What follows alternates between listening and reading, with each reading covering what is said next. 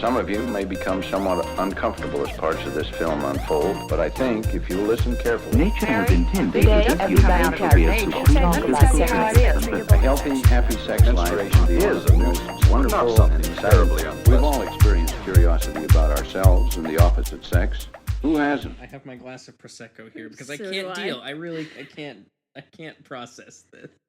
Yeah. Hello, I'm Megan. I'm Marcella. And I'm Colin. And Welcome to Remedial Sex Sex Ed.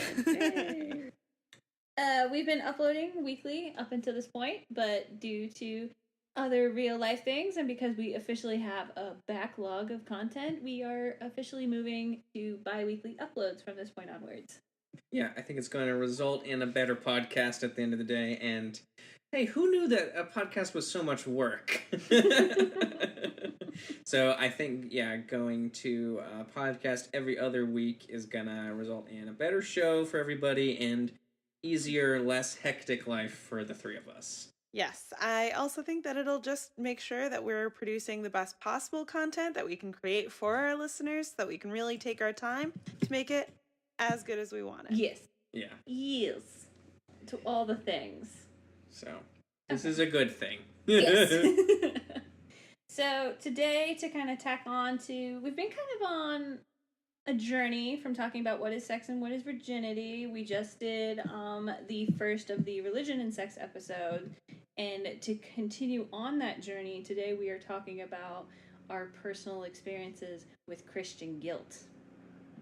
And that is the thesis of today's episode, is Megan, Marcella, and Colin go into a self-sponsored therapy session about their own Christian guilt. That's a pretty good description. This is right. We're recording this on Easter. Woo! So happy Easter. Happy Marcella's birthday yesterday. To those who just celebrated Happy Passover. Happy Passover. Happy Game of Thrones. Not quite the same, but kind of a religion. I mean, I'm excited mostly for the Game of Thrones. I'm also excited for Game of Thrones. Yeah, same. We've got to make sure that we get out of this on time, peeps. Yes. That's my priority. So, Marcella and Colin, the two of you, went to the same church. Colin, how long were you? I came in late because I moved to Utah when I was 11. But when did you start at GSLC? Oh, I was there probably from second or third grade onward, all the way into college. Yeah. Yeah, so for me, I wasn't really raised with religion until my mom married my stepdad. She'd be so mad at me if she heard that sentence. We went to church when I was living in California. They just were different ones on the bi-weekly, whenever we made our way there basis that we attended them. We just didn't consistently go to church until my mom married my stepdad and we moved to Utah, and that's when I started attending a Lutheran church. I gotcha. Our Lutheran church. So, I don't feel like I gained Christian guilt until I moved to Utah. Because before then, maybe it's because we weren't going consistently, or maybe it's because it was Los Angeles. I just didn't really, or maybe it's because I was 10. I just never really felt that. But yeah, I think moving there is definitely when it began for me. Yeah, similarly, but on a different time frame. Sorry, I'm pouring myself a glass of green tea. Because we ran out of alcohol for this conversation. ASMR, yeah, we did. We ran out really fast. Yeah, we each have a drink, listener. Yeah. Megan and I had about a third of a bottle of Prosecco to split. Nice. Yeah. I'm drinking whiskey. Because this is yeah, exactly. I can go for a whiskey. So yeah, this is to unpack. I definitely owe my host, who's letting me use his apartment right now, because I just stole a shot of his single malt that I am sipping. Ooh. Sorry, you don't listen to this podcast, but thank you. benefactor. Yeah.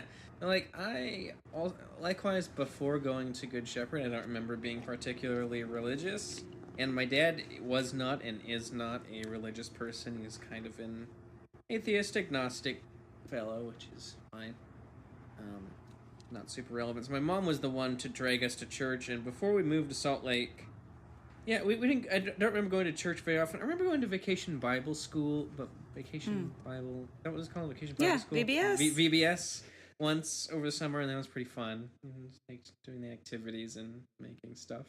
But we didn't start going to church with any regularity until we got to Utah, and then we found Good Shepherd. So that was around second grade for me, second or third grade, when we got into that. And I don't know why. I think I was baptized, though. I think I was baptized in the Lutheran Church, even. But I don't know why my mom chose Lutheranism. Because there's no, like, history there in my family. My family's not, like... I wouldn't characterize them as, like, particularly religious, like, in any specific way. But in just kind of, like... the generally religious way that Megan can comment on this, but they've never struck me as particularly religious, more of just like in the generally religious way that people from the middle of the country are. Yeah. Like in just kind of a very general way. So I don't really know. I don't know why she chose Lutheranism or that church. I think she was just in a new place and wanted to go to church, wanted to like find a community to belong to. And church was there for that. Which is one of the good things that church does. That's why we wanted to go to the Unitarian Church today and check that out. Because that was the whole purpose of church. That was the whole reason that, like, if you believe in Jesus, he was like, create a community. Like, that was the whole purpose before this whole thing. And now it's become this religious institution, and I hate everything about it. I'll shut up now. We had a really cool community at GSLC. So we used to go to a week-long church camp in Montana every year. And one of the very first years, I vividly remember one of our pastors having a sermon. They were trying to get like real and trying to get to like the hearts of teenage problems. And he did a sermon on divorce and basically said if your parents are divorced, they didn't try hard enough. And that was, like, the instant that I was like, sorry, buddy, bye. Like, I'm out. Like, it stabbed me in the heart, and I just couldn't deal with it because that's so not the case at all. And he was coming from a very, very privileged, white, happily ever after BS perspective. And I couldn't, so I just feel like I separated myself out from them. Maybe they weren't separating me, but I separated myself out because I didn't always feel very together with everyone. I think what I miss the most about religion,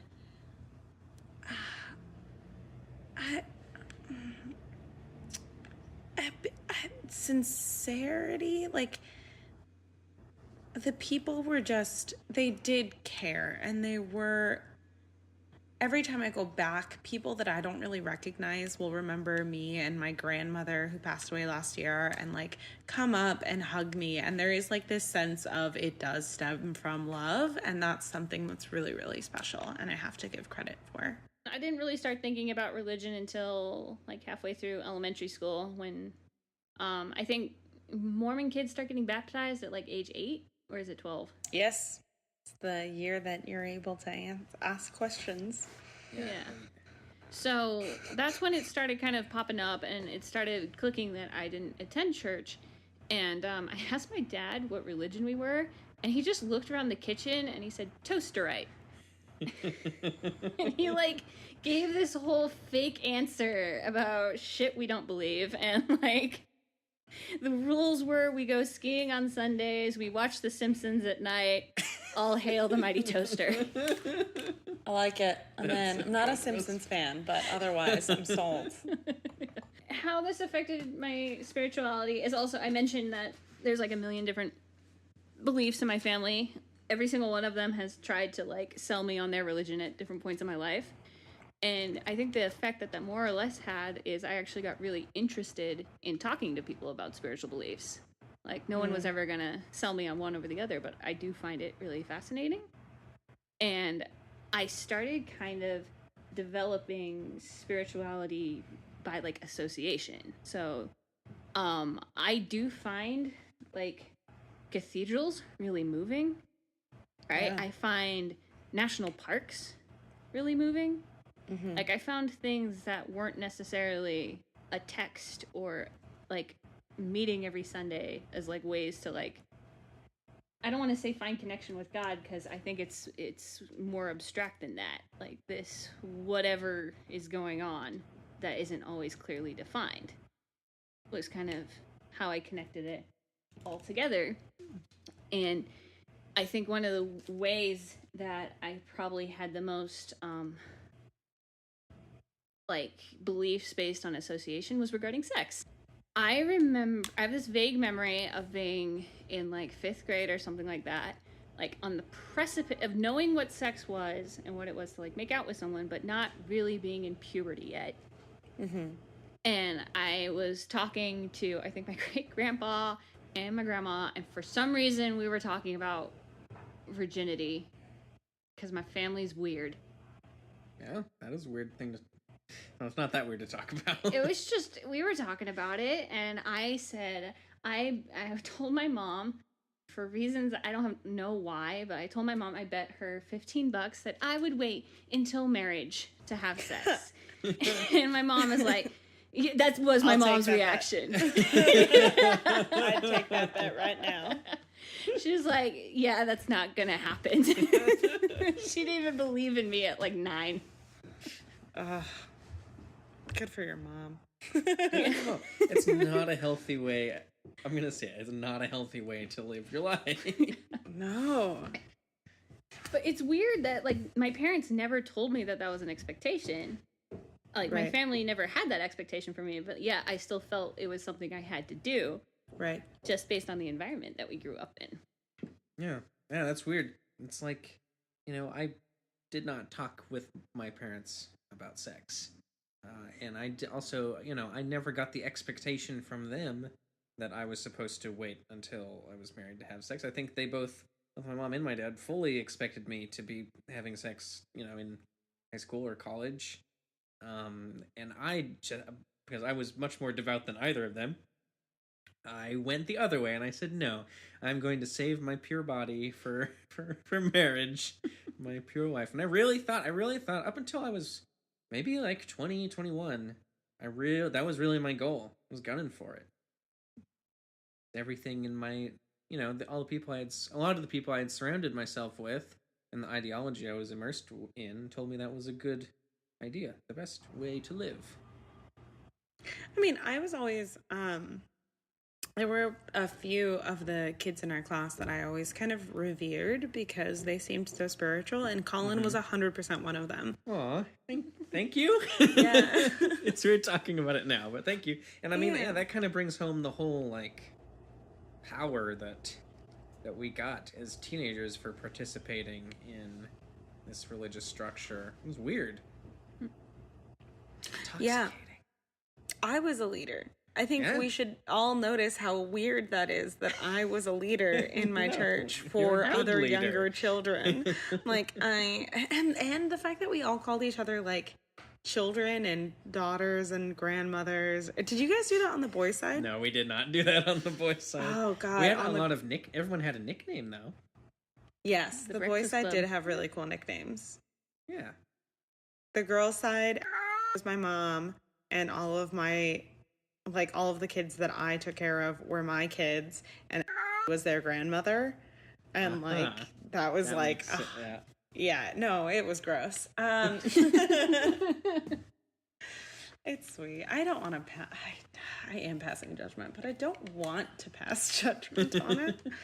I just think it's really silly because, like, I obviously wasn't living a very moral life, and then was, moral according to Christianity, because I was 100% doing hand stuff when I was like 15. I remember my first time. 15. So yeah, so like, I don't know, but there didn't seem to be any like judgment as to who should be leading other kids, or like, I didn't really feel like we were trained enough to be leading other kids to do things. So I led kids for 3 years, and I just wonder how many of them are screwed because of me. I don't think it's possible because whatever to the morality of sexuality, I think you are a very moral person. You've done a much better job throughout the years of not judging other people than I have. I don't know that that's true, but thank you. Yeah, I wonder, like, how many people am I responsible for fucking up in the same way that I was fucked up? Yeah. That sometimes weighs on my conscience. Although, sidebar, I think it's, like, in general, peer mentorship and, you know, between teens and slightly younger teens is, in general, a good idea. And that actually that structure of, like, peer-to-peer bonding is actually a really good thing for kids to have. Yeah, because outside of church, I mean, I definitely had that when I learned lighting design for the first time from Stage Crew, the girl who mentored me. Or like in Boy Scouts, that's a little bit of a better example. We had kids leading kids, and that works out. Yeah. All right. But it's just weird when you're sort of like, So, is there, Marcella, you never bought into the pure culture, did you? Or not ever, actually. So while I got really into religion. I was like definitely one of the people who would like raise their hands during worship songs and like really feel it flowing, man. I was like, I was in. And I used to invite all of my friends because we used to have this annual overnight lock-in event where like kids could come, and it was like we would all go to different venues across Salt Lake City. That was really like, fun. It was really fun, and I would invite so many Mormons, so many atheists, like every year. And I still have a friend that like will mention it and like joke about it. So like I was really, really involved, but I never believed in purity culture. We had a lot of those events where you were like encouraged to invite your non-religious or maybe even more Mormon friends to like convert them with pizza. Yeah. Or ice skating. Those lock-ins were really fun though. They were really, really, really fun.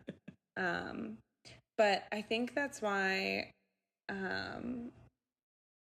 so like I think I had a friend, so there were only 2 girls of my year in church. And she and I were very, very, very close, but we were polar opposites.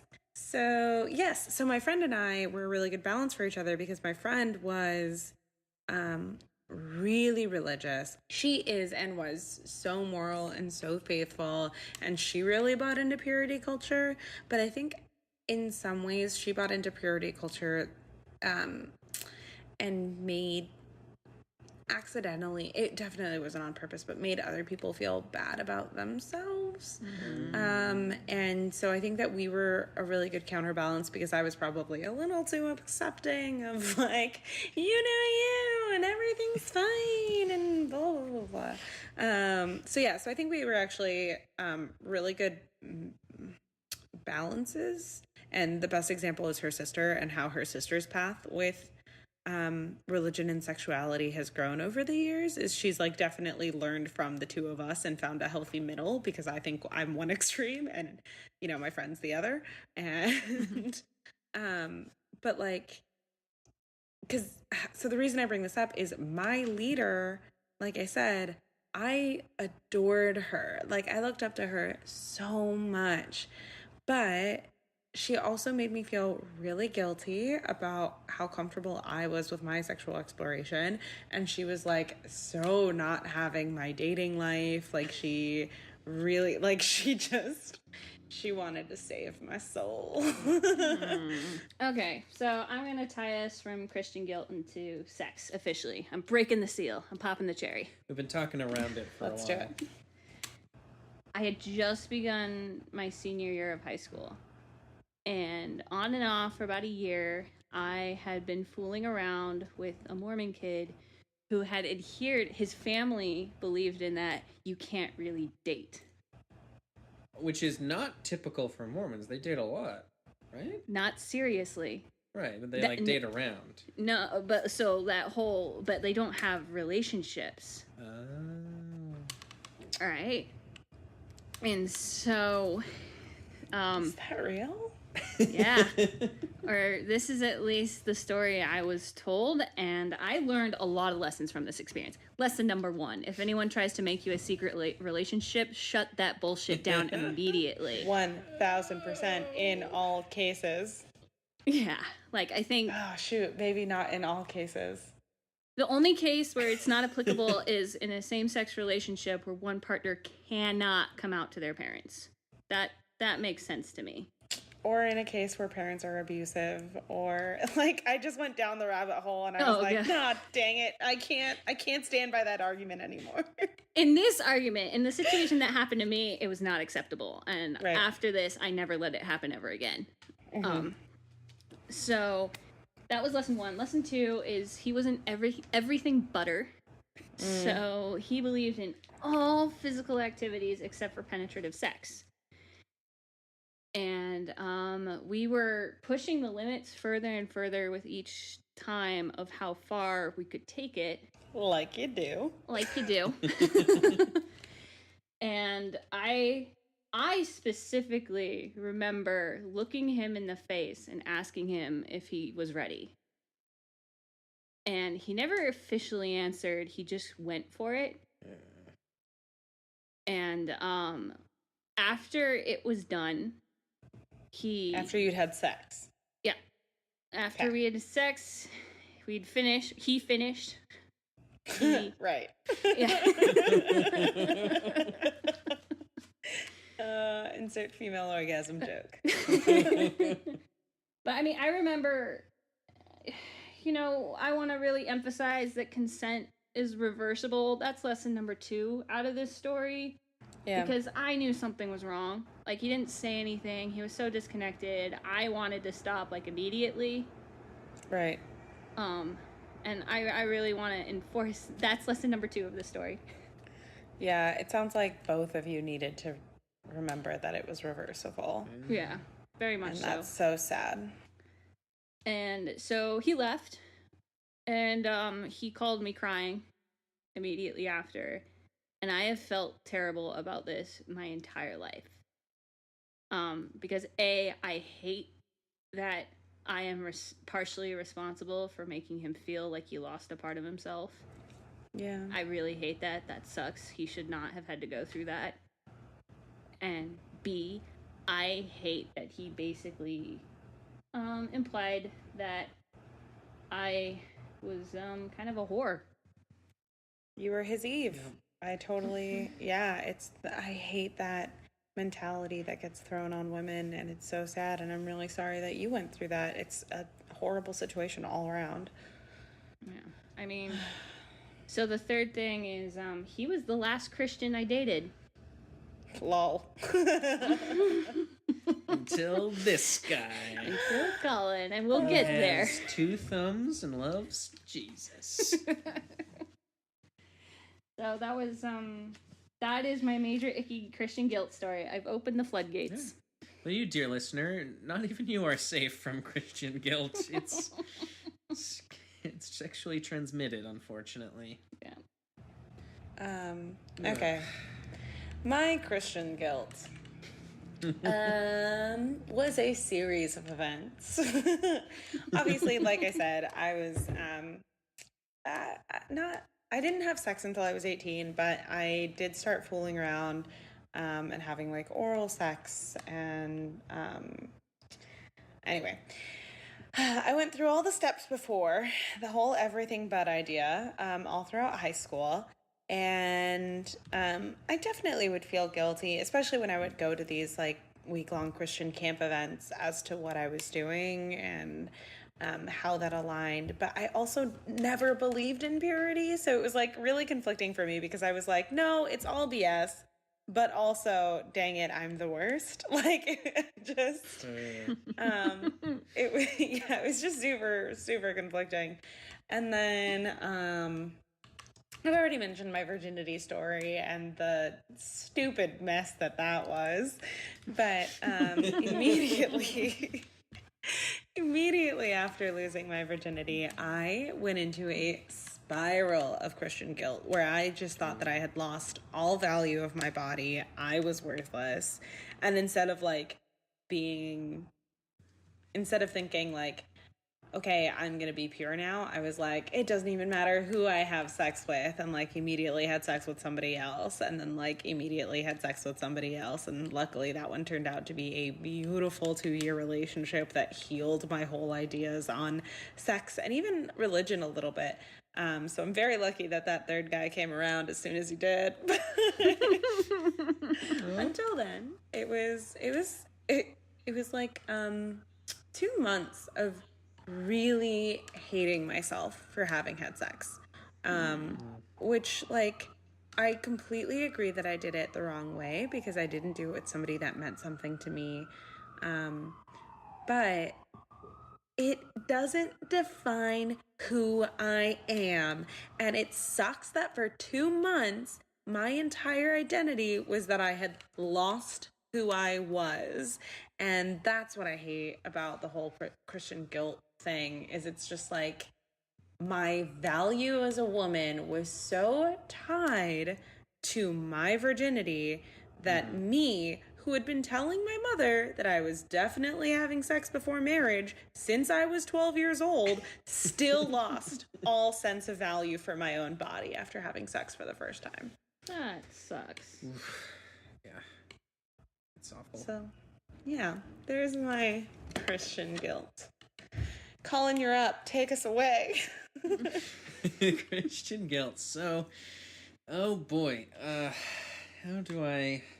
where does it all begin? It is different for men or boys, I guess I should say, because I was a teenager when all of this started, but we're also,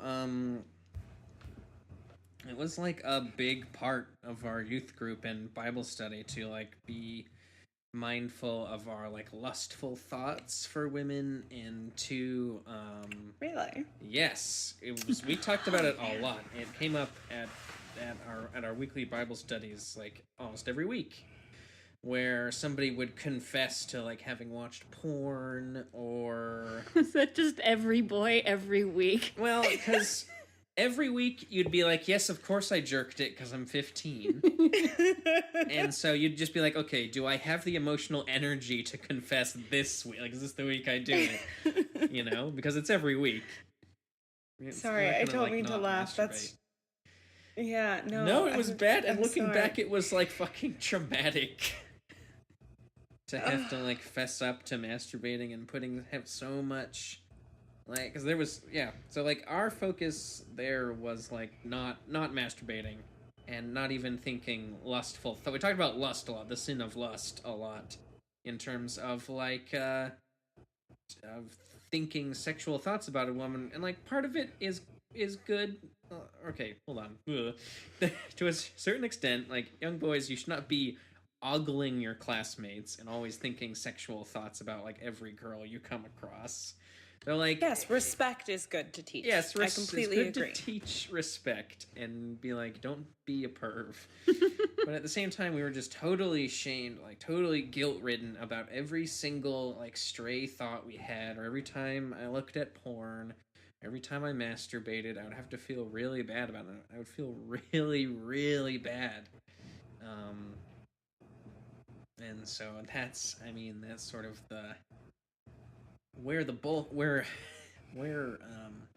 that's sort of the foundation where the bulk of my purity related Christian guilt comes from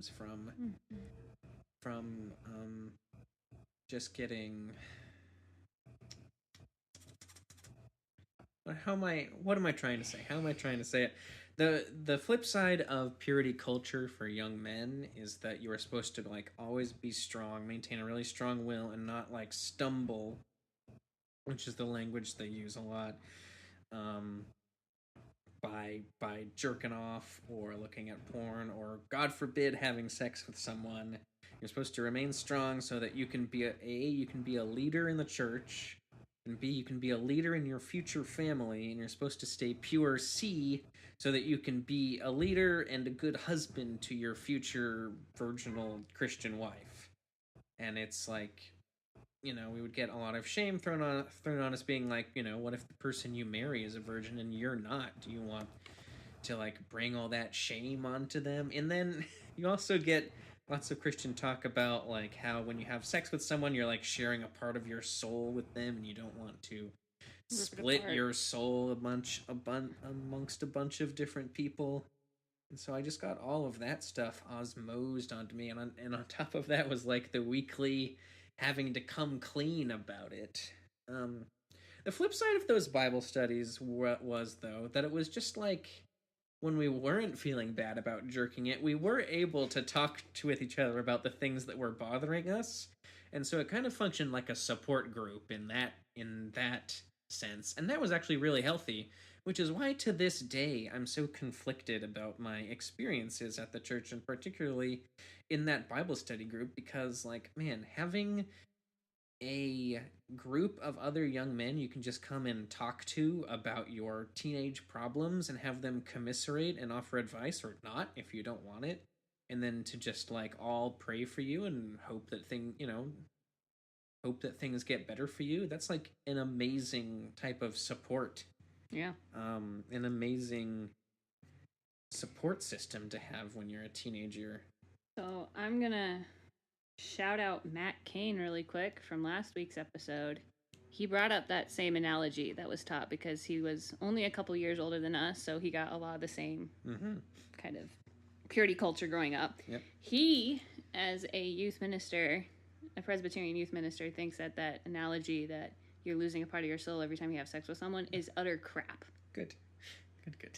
And I think he recognizes, like, he's very devout Presbyterian, so he clearly believes in waiting until marriage, and he's not gonna stray away from that message, but he really pushes that there's way too much emphasis on sex negativity in church. Yeah.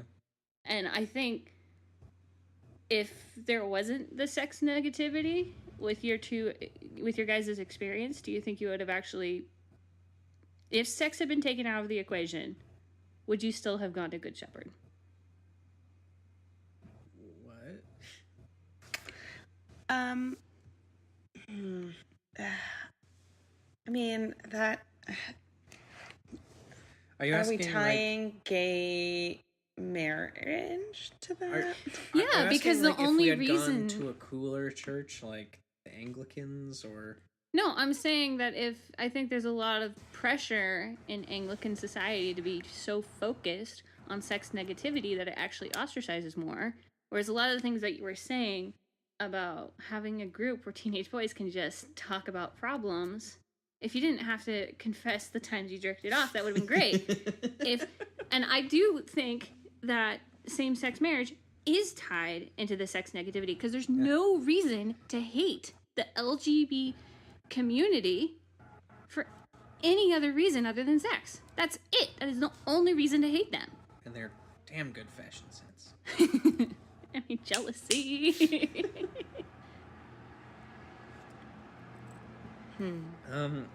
So I'm still kind of like, are you saying, are you asking if I would still be religious today if they hadn't done all that stuff? If sex wasn't the emphasis, would you still be religious today? For me, no. No? No, because it also goes into religion is all about othering every other religion, and the marginalization of people is really painful to me. So I don't feel like I can ever commit to any religious group, even though I do consider myself a deist and I do believe in a higher power. Just because of my beliefs, I think that religion is toxic and I hate them. But I hear you. No, I 1,000% hear you. yeah. So That's a good no. question. Like, I'm picturing if I had grown up Episcopal or one of the other Christian churches where sex is okay. Maybe hashtag not all Episcopalians. But I think, well, I don't know, because part of my whole deconversion process was like oh boy. Part of my deconversion process was just like being very depressed and constantly praying to get better or feel better, and just having those prayers go unanswered for years was just like kind of a clincher. It's like, well, why would I believe in a God that doesn't want to help me through the worst time in my life, who never helped me through the worst time in my life? And, quasi-ironically, I also had a good support structure through that church for dealing with depression. I did have lots of good friends I could talk to, but yeah, I don't know. That is a good question, though. And I think that I might still be a Christian of some kind if there wasn't so much focus on making Colin feel bad about sex. If that weren't the motto of the Christian church. Specifically Only Colin. Colin. Make Colin feel bad about jerking it. That's what I was told all throughout our growing up. So the last time I had guilt regarding sex was the senior year of high school experience. And then I went to England and I had 3 marvelous years of never having to even remotely think of Christian guilt. It was awesome. And I mean, it's so weird to say that I feel no guilt about the things that happened in England, because comparatively, there is some shit that maybe I should feel guilty about. Like, Megan, you might be the healthiest out of all of us then. I think you're the most well-adjusted. I don't know that my struggle has ended. Yeah. Yeah. Colin? No, definitely not. Yeah. Still Still feel bad about things all the time. All the days. Every day. Like, hi, me, Marcella, who has confessed to some audacious things. After a new partner, or if I have like a period of time where I have several new partners, then I have Christian guilt about that. Or even this last breakup, because he had been far more moral than me growing up. When he broke up with me, I was like, oh, I wasn't worthy of him. Like, it's ever present. I think that I'm still working on it. And I don't know that I can still continue. It's an interesting balance, because I know that religion is really healthy and it does really help a lot of people. And I'm all for the ways that it helps people. But I think it also leaves lasting scars. Mm-hmm. Yeah, I'm right there with you. I don't think I'm over my Christian guilt. I don't think I'll ever be over it 100%. There's always something that I'm going to feel a little bit guilty about. I've gotten much better. I don't usually feel guilty when we have sex, Megan. Usually. Depending on what we do. But do you feel as though it's gotten better at all? Have there been any coping mechanisms? Drinking. No, I'm kidding. It's a bad coping mechanism. No, I think a lot of it is like healthy conversation, just saying like, oh God, it is accepting that like people's, I don't know. I don't actually know, because it has gotten better, but I think one time heals all wounds. But it's just forever ingrained. It's like really innate in my psyche. Yeah, me too. Sorry, Megan. You were like, this is the episode that we all come out of it and teach people how to get over Christian guilt. And I'm like, lol. The answer, ladies and gentlemen, is you need to spend 3 years in London. Yeah. In a shame-free society. I think part of it might be that, like, Protestant Puritan culture, or whatever you want to call it, is such a part of the fabric of American society that we all get a little Christian guilt just through osmosis, just by living here. But part of it is, like, and like I've been joking about this being therapy, but this is something that I have worked through in therapy and will continue to do so. Yeah. In the future. I think the difference, Megan, may be that, like, because Colin and I were raised in a religion, it's buried a little deeper. And so I don't know that we I don't know that it's something that you'll ever erase, because like it's not all negativity. Like I really do have such positive memories of those Christian camps. Even the thing that I mentioned about how that pastor was like, your parents didn't try hard enough if they got divorced. But then that same person that I told you was my counselor or whatever, she was the one who like held me close and let me cry it out and was like, look, he doesn't understand. Like, even in that moment where I had a huge crisis of faith because of my pastor, I had reignited faith because of the community around me. Like, there are really amazing things from the church. So as much as I give it a lot of shade and say that I'll never join a religion again and all of that kind of stuff, it's so close to my heart because it was a really great experience. It's there's a lot of contradictions. Yeah, and like if I could wave a magic wand and undo it, I don't know if I would. I did have so many great experiences and made great friends, and it made me like that upbringing or that church was just such a formative part of my teenage years, and it's like still such a part of me now. Like, I don't know, maybe the scars are worth it a little bit because we are, we are all traumatized by our youth. I don't think anybody Yeah. I don't think anybody gets out of being a teenager unscathed. Like, nobody ends up Yeah. perfectly okay. Like, you're all gonna get a little fucked up by something. Yeah. And so, with that in mind, like, maybe the good things don't outweigh or make up for the bad things, but they exist alongside the bad things. But outside of the fact that you two still feel guilt, Mm-hmm. you two are still both sexually active. So there is a part of you that has been able. That's come to terms. Yeah. Yeah. Yeah. I'm trying to think what made it better.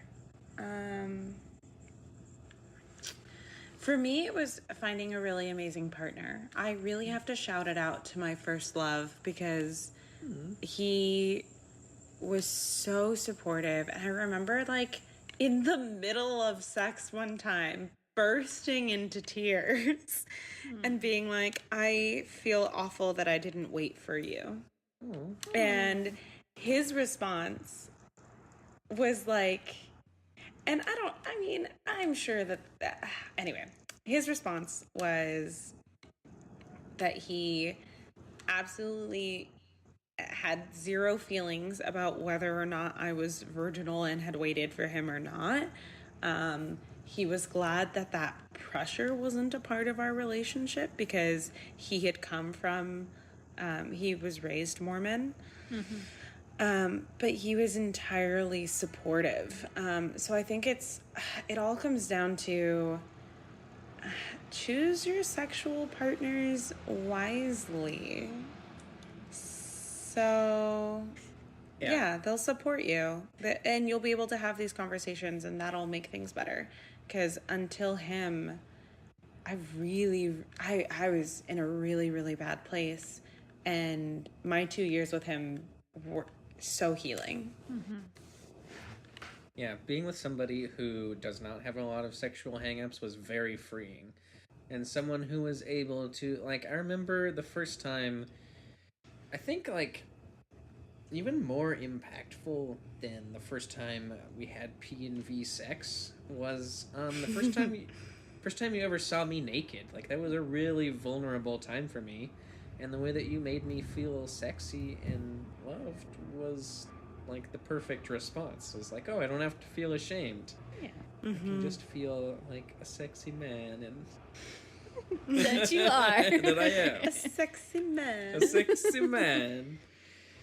So yeah, I think getting over some of this Christian shame, I do highly recommend therapy. I can't recommend it enough.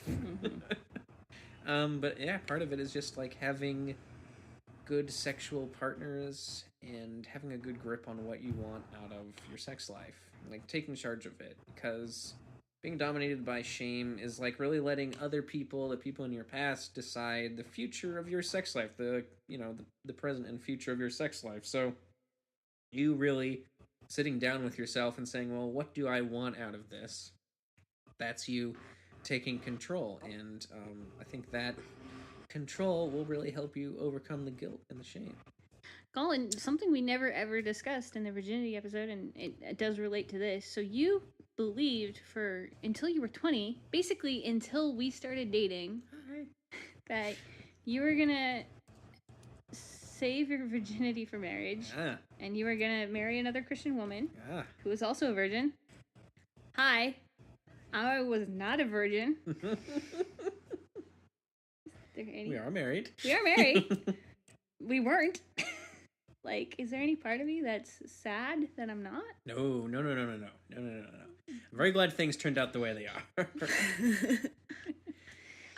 But is there a part of that, like, did you have to come to terms? Yeah. Or struggle? Or, like, how did you talk through, if that's not so personal, oh my God, but, like, you can say no.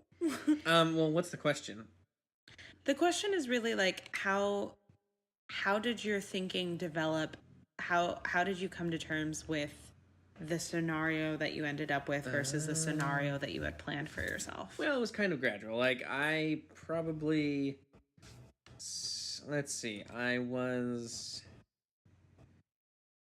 The summer between my...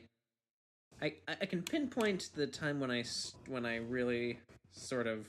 When I started losing my faith for real as the summer between my freshman and sophomore years of college. I had worked at a Christian summer camp that summer, actually, and I just wasn't feeling it. I would attend I got to the point where I couldn't attend a sermon without crying a little bit because I just couldn't feel it anymore. It didn't have the same impact for me. It stopped making sense. I just didn't feel God there anymore, and that really sucked.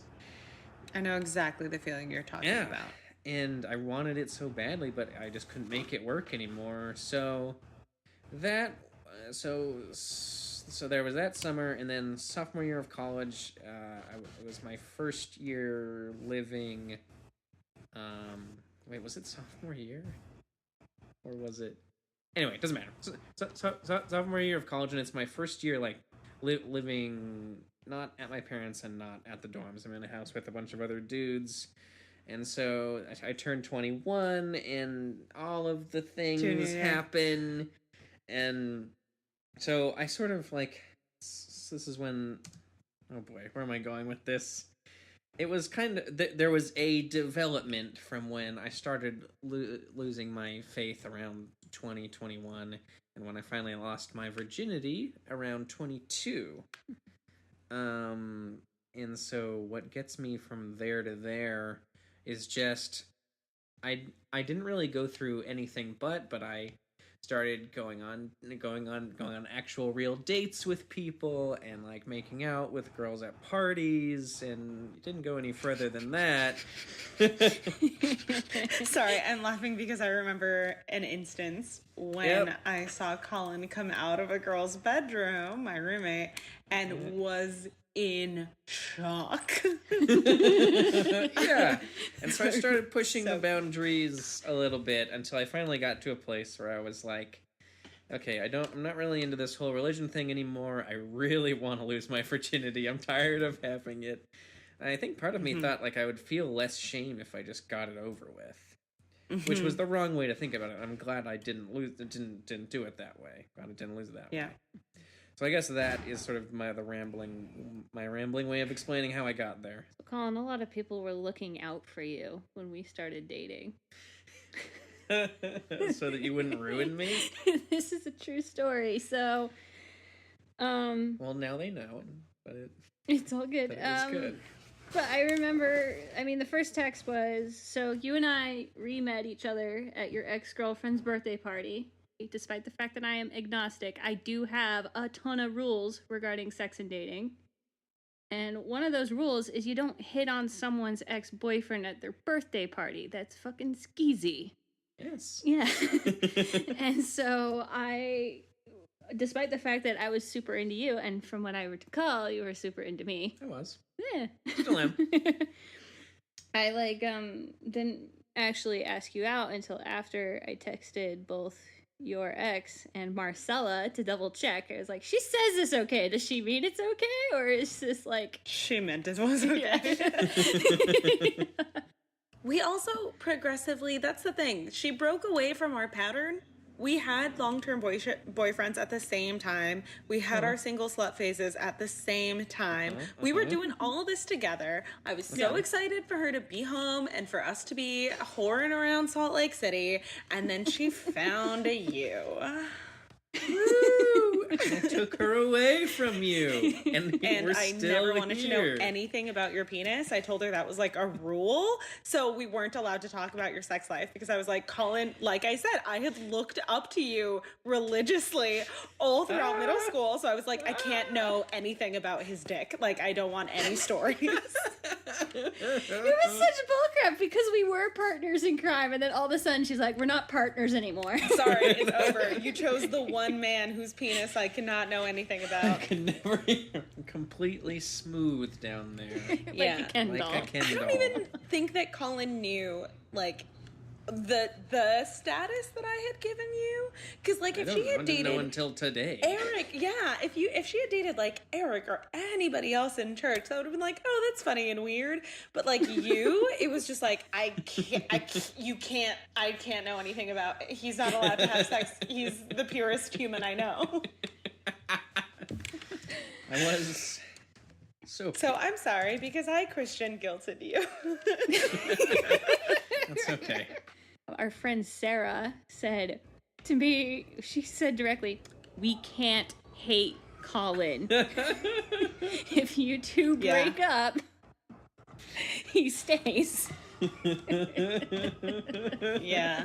Can't hate Colin. It's good to know that I'm so loved. And listener, I've done nothing to deserve this. I'm like... He's done everything to deserve it. He's the loveliest human being in the whole wide world. I'm a piece of shit. No, you're lovely. And then Caroline... He does not know his own value at all. Caroline was the most mom out of everyone. So she gave me... Oh, yeah. She gave me a whole talk after our first date about how she's like, dating a Christian is different, and you might have to go slower, and you're gonna have to respect his boundaries. And she was actually concerned, and this is a valid concern she had, where she's like, Megan, can you legitimately date someone and not have sex with them?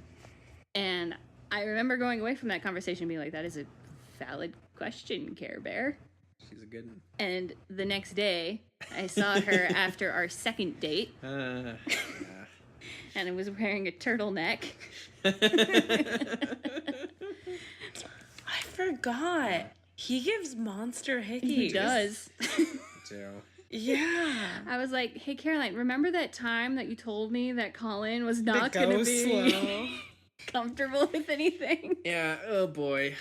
I was done with it. I was ready to lose it. I wanted it off of me. I was actually one who told you, hey, slow down. Yeah. I mean, from that point onwards, I kept getting really confused. And it was like a month-long process where finally I had my breaking point of confusion. And it made me flash back to high school because I didn't want to do the same thing to Colin that I did to Mormon Boy. Mm-hmm. It was really important to me that I didn't do that. And so I just very bluntly looked him in the face. I was like, yo, are you a virgin?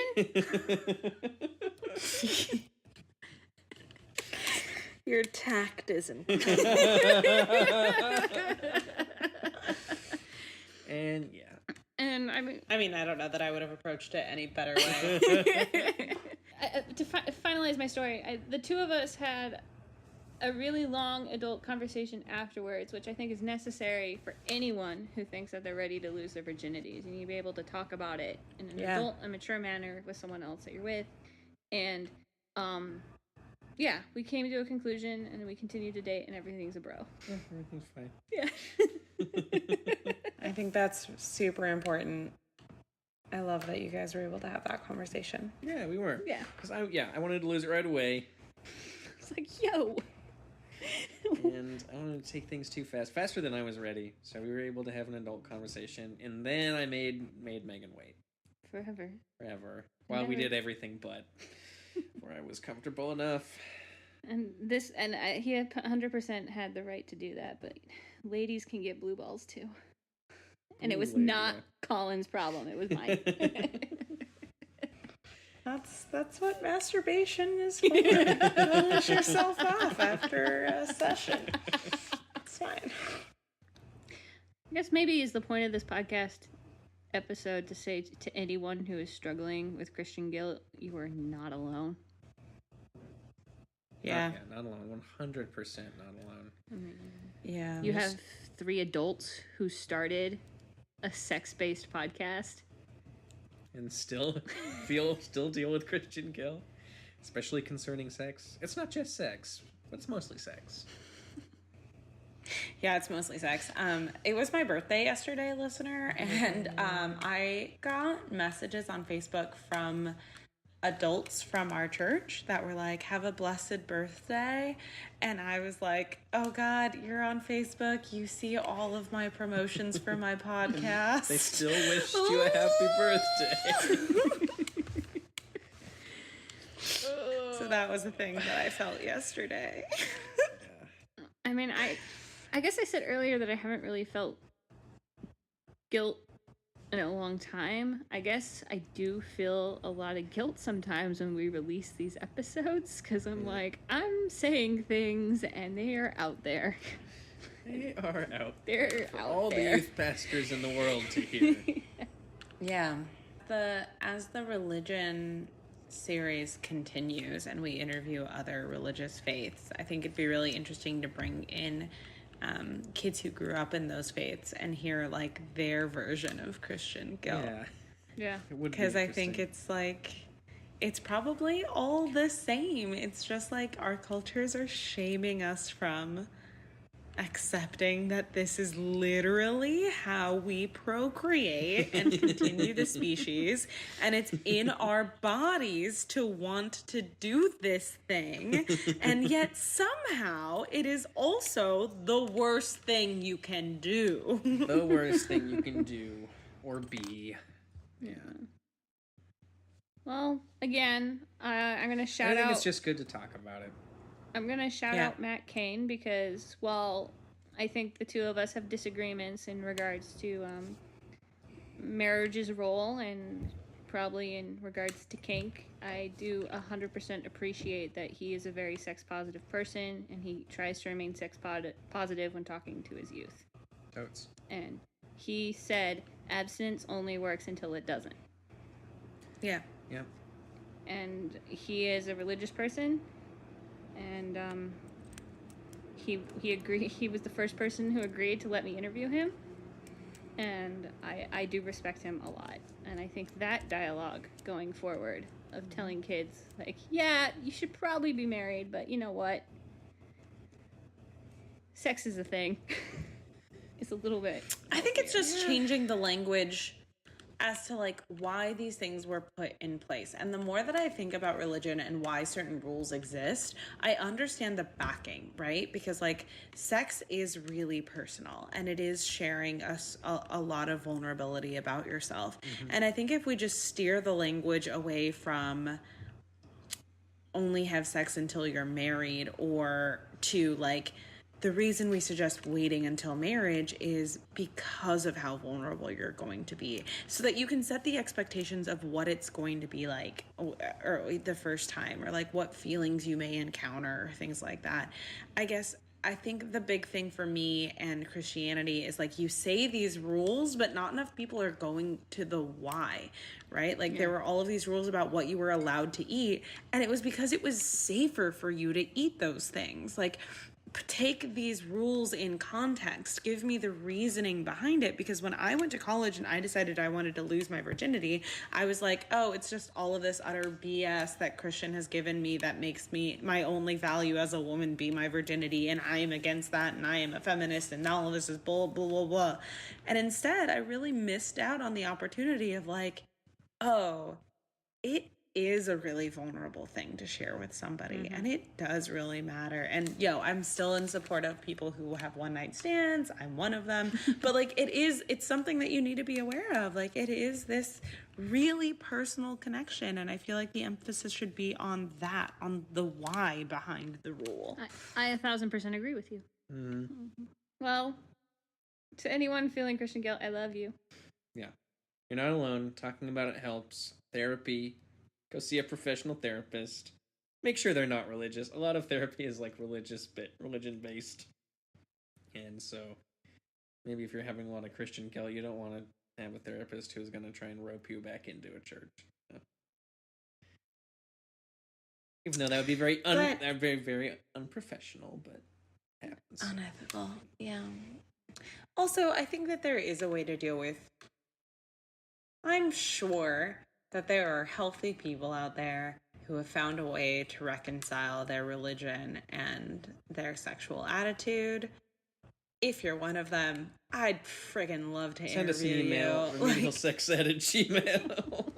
Yeah, like, I think as much as I guess Colin and I really needed to go outside of religion in order to solve our issues with it, I would love to hear if there is a way for people to do it within the church, because I think a lot of people do. I think a lot of people have healthy relationships with sex and are still very, I guess this episode is Christian guilt, so I think they're also very Christian. I know a lot of Christian couples that like are really sexually explorative now that they've found that their partner that they're gonna be with and things like that. So while great. Christian didn't work out for me, I think that there are ways for it to work out, and I'd love to hear more about it. Yes, that is great. Yes, that's great. I would love to hear from one of those people. Some of those people. That is all. I wasn't adding anything. I was just, that's great. I liked what you said. Thank you. All right, we need to go watch Game of Thrones now. Yeah, it's Game of Thrones time. Are we at time? We've about an hour. All right. We're close. Follow us on the social medias. Leave us a review. Ask Colin. Remedial Sex said, leave us a review. Ask Colin to write you a poem about Christian guilt. Write you a long ass poem about Christian guilt with my own personal tears on it. Right. Gorgeous. I'm into it. I'm Megan. I'm Marcella. And I'm Colin. Bye. I am the avatar of Christian guilt. Happy Easter. Happy Easter. An absence of Oh, yeah, you don't have to be thinking about sex. evidence that continues in